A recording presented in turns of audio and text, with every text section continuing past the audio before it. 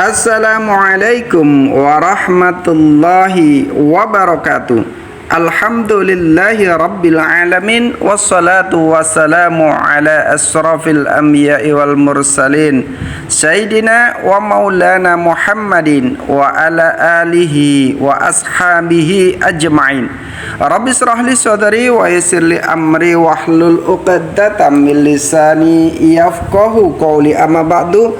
Para pemirsa yang dirahmati Allah Subhanahu wa taala, alhamdulillah kita panjatkan puja dan puji syukur kehadirat Allah atas limpah rahmatnya. Salawat dan salam tetap terlimpahkan kepada junjungan kita Rasulullah sallallahu alaihi wasallam.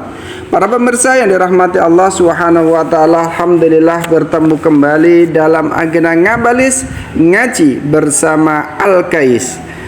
Pada pagi hari ini kita tetap membahas tentang para muadzin, yaitu keutamaan orang-orang yang setiap hari mengumandangkan adzan untuk memanggil orang-orang sholat berjamaah.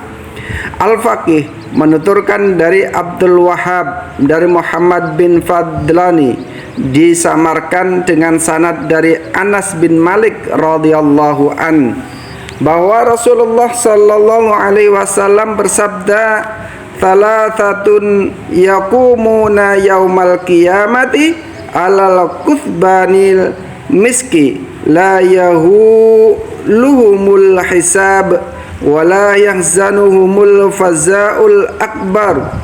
Rajulun amma qauman wa hum lahu raduna, rajulun addanal khamsal ibtigha'a wajhillahi wa abadun ata'al rabbahu wa syahidah." Kata Rasulullah sallallahu alaihi wasallam dalam sabdanya, ada 3 kelompok yang pada hari kiamat akan berdiri di atas bukit kasturi. Mereka tidak akan merasa risau terhadap hisab dan tidak akan merasa sedih dengan adanya kengerian yang maha dahsyat pada saat itu. Siapa itu orang yang ketika pada hari kiamat tidak ngeri dan juga tidak risau? Yaitu yang pertama, orang-orang yang menjadi imam bagi kaumnya dan mereka senang kepadanya.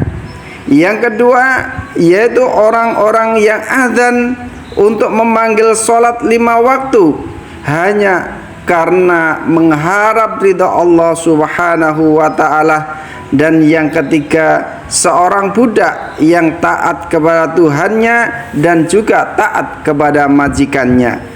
Para pemirsa yang dirahmati Allah Subhanahu wa ta'ala, jadi 3 orang inilah yang diberi keutamaan oleh Allah Subhanahu wa ta'ala pada hari kiamat kelak. Mereka tidak risau dan tidak takut dengan penghisapan di yaumil akhir, karena orang ini telah dimuliakan oleh Allah Subhanahu wa ta'ala. Oleh karena itu diriwayatkan dari Ibnu Mas'ud radhiyallahu an, beliau berkata, seandainya aku menjadi muadzin, niscaya tidak apa-apa meski tidak ikut perang.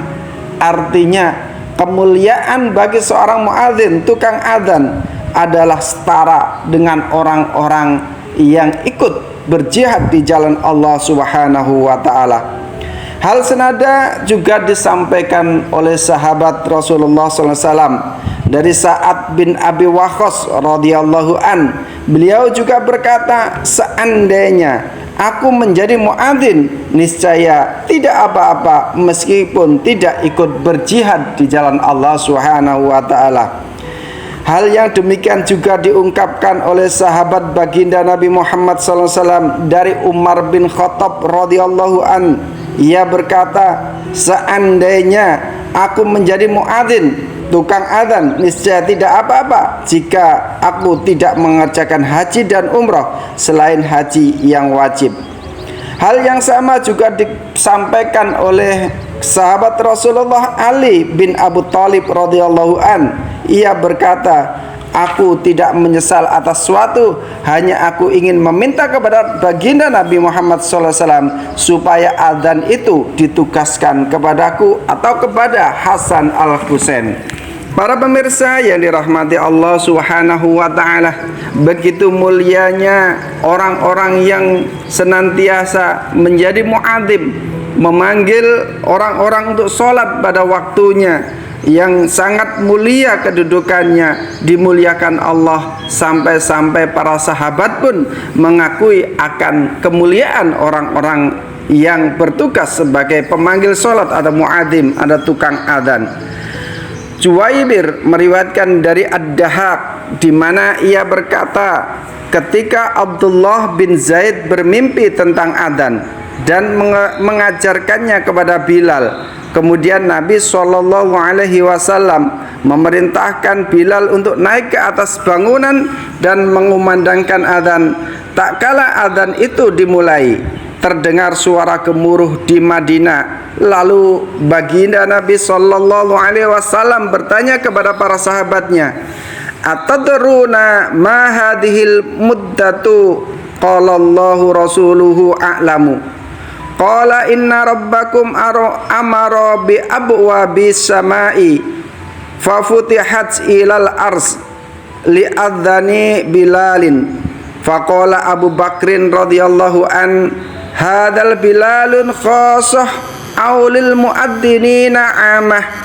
Qala bal lil muadzzinina amah wa inna arwahal muadzzinina ma'al arwahil syuhada'i fa idza kana yaumul qiyamati nada munadin ainal muadzzinuna fayakumuna ala kuthbanil miski wal kafur. Kata Rasulullah sallallahu alaihi wasallam, tahukah kamu apakah suara gemuruh itu? Maka mereka para sahabat pun menjawab, Allah dan Rasulnya yang lebih mengetahui. Beliau kemudian bersabda, sesungguhnya Tuhan menyuruh supaya pintu-pintu langit dibuka sampai ke ars karena azan yang dikumandangkan oleh Bilal. Maka Abu Bakar As-Siddiq radhiyallahu an lalu bertanya kepada baginda Nabi Muhammad sallallahu alaihi wasallam, apakah ini khusus untuk Bilal atau orang-orang yang adzan secara umum wahai Rasulullah? Kemudian beliau Rasulullah menjawab, untuk orang-orang yang mengumandangkan adzan secara umum. Sesungguhnya roh orang-orang yang adzan itu bersama dengan roh-roh orang yang mati syahid, dan apabila hari kiamat telah datang, ada seruan yang memanggil, di manakah orang-orang yang adzan? Maka berdirilah mereka di atas bukit kasturi dan kapur yang sangat luar biasa wangi dan sangat luar biasa sejahteranya. Para pemirsa yang dirahmati Allah Subhanahu wa taala, inilah kedudukan orang-orang yang menjadi muadzin atau orang-orang yang adzan memanggil orang-orang untuk sholat berjamaah. Sangat luar biasa kedudukannya, setara dengan orang-orang yang mati syahid. Oleh karena itu, mudah-mudahan kita juga bisa mampu menjadi muadzin yang hari ini untuk memanggil orang-orang sholat, sehingga kedudukan kita setara dengan orang-orang yang mati syahid. Demikian yang bisa kita sampaikan. Subhanakallahumma wa bihamdika asyhadu an la ilaha illa anta astaghfiruka wa atubu ilaik. Assalamualaikum warahmatullahi wabarakatuh.